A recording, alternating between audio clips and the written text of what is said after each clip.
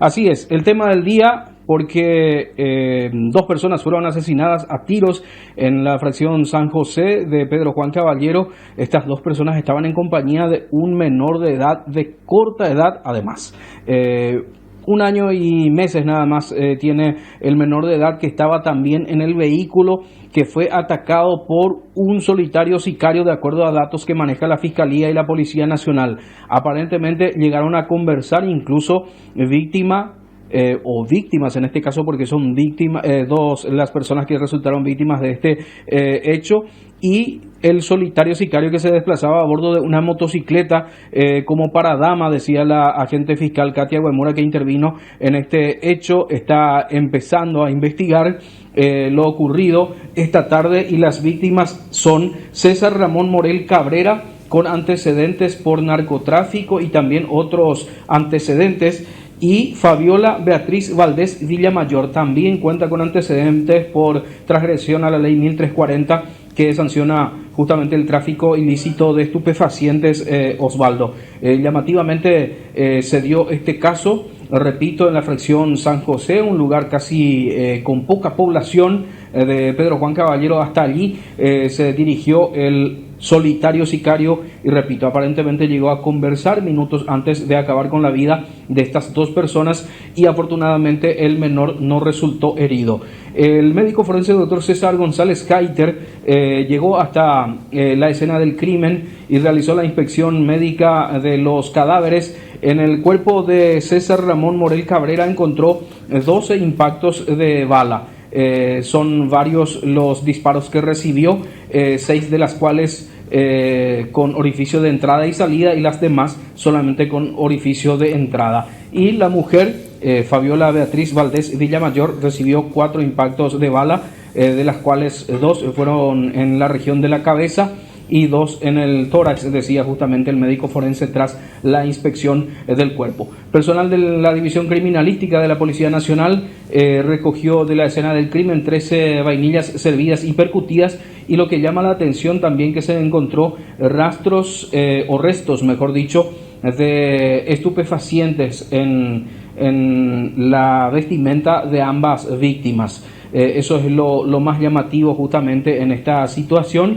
Se buscó también armas o proyectiles dentro del vehículo, pero no se encontró nada relacionado, teniendo en cuenta de que uno de los antecedentes del hombre era justamente hurto especialmente grave, es decir, aparentemente, conforme a los datos, había hurtado un arma de fuego anteriormente, y hace poco nada más recuperó su libertad y ya fue víctima de un hecho aparentemente de sicariato que se registró aquí en la capital de la Mambay, Osvaldo.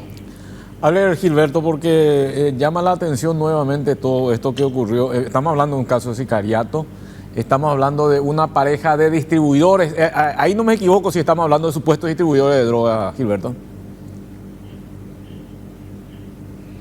Y sí, teniendo en cuenta los antecedentes, se trataría de dos personas que se dedicaban por lo menos al microtráfico, teniendo en cuenta de que ambas personas ya habían sido procesadas anteriormente, incluso habían guardado reclusión por transgresión a la ley 1340, que sanciona el tráfico ilícito de estupefacientes.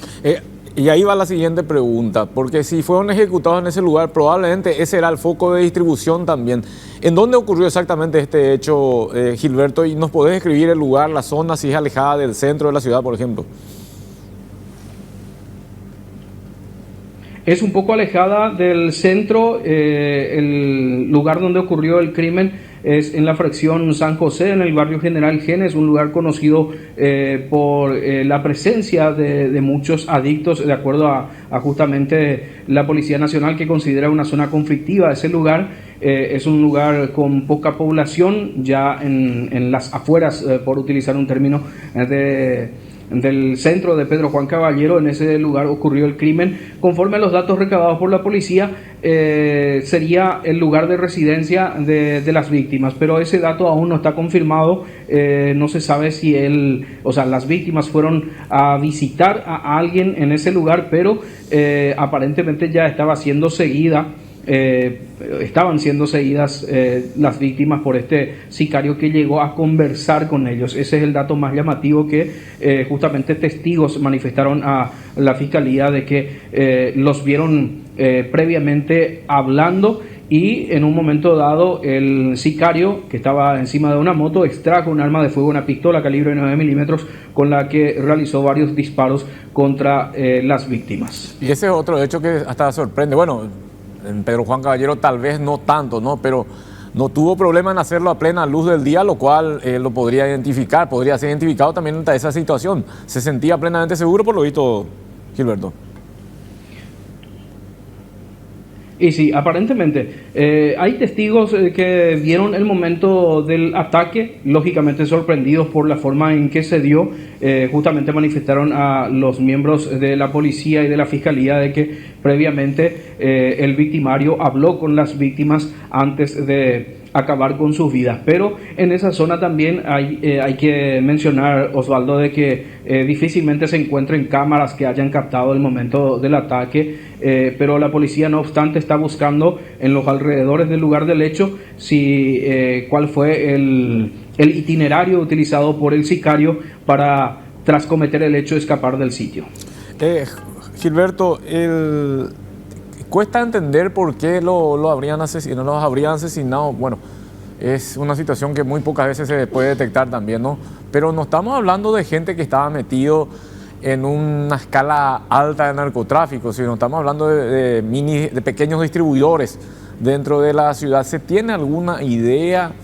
¿Se tiene alguna amenaza previa a esto? ¿O no se sabe absolutamente nada al respecto, Gilberto? La fiscal interviniente justamente decía de que, de acuerdo a lo manifestado por los familiares, ellos no tenían ninguna amenaza, pero se maneja la posibilidad, de hecho es una hipótesis nada más, de que estas personas hayan podido estar colaborando con las autoridades y que probablemente ha posibilitado la captura de personas vinculadas al microtráfico. Por lo menos es una de las hipótesis que maneja el Ministerio Público. No se sabe aún con certeza qué fue lo que ocurrió, pero es la punta del ovillo por el que está empezando a trabajar justamente la Fiscalía en busca de esclarecer este crimen. Lo último, Gilberto, hace 2 días hablamos con el fiscal Andrés Arriola en el Chaco, nos llamaba la atención el tema de la distribución de drogas. Sabemos que es un lugar de tránsito el Chaco, sabemos que también Pedro Juan Caballero tiene el enorme problema de narcotráfico, pero hablamos de tráfico a gran escala, hablamos de paso de la droga o depósito de la droga para llevarla a Brasil, pero ¿están teniendo problemas de adicción también ustedes allá, Gilberto? Sí, lastimosamente tenemos también el auge del microtráfico, muchas personas que están involucradas en la venta de sustancias estupefacientes al menudeo, y por supuesto, si hay venta es porque hay consumidores que lo compran y representa un gran problema social para toda la comunidad de Pedro Juan Caballero, teniendo en cuenta de que muchos de los delitos menores, por utilizar un término, tienen como digamos antecedente algún tipo de adicción que termina incluso en hechos más graves como asesinatos, como en este caso. Gilberto Ruiz Díaz, vamos a estar expectantes al desarrollo de esta investigación. Cada caso en Pedro Juan a veces parece que nos llama la atención, pero tiene esa peculiaridad, y después de mucho tiempo estamos viendo nuevamente que están actuando en torno a esto, que evidentemente tiene que ver con la droga. Así es que cualquier novedad estamos atentos. Asimismo, Osvaldo, nosotros vamos a estar esperando las investigaciones correspondientes. Ojalá que se llegue a dilucidar qué fue lo que ocurrió, cuáles fueron las circunstancias y, por supuesto, que los criminales puedan pagar, que puedan ser punidos con todo el peso de la ley como corresponde. Gilberto Ruiz Díaz desde Pedro Juan Caballero con esta información que tiene que ver con una doble ejecución, si vamos a utilizar la jerga policial.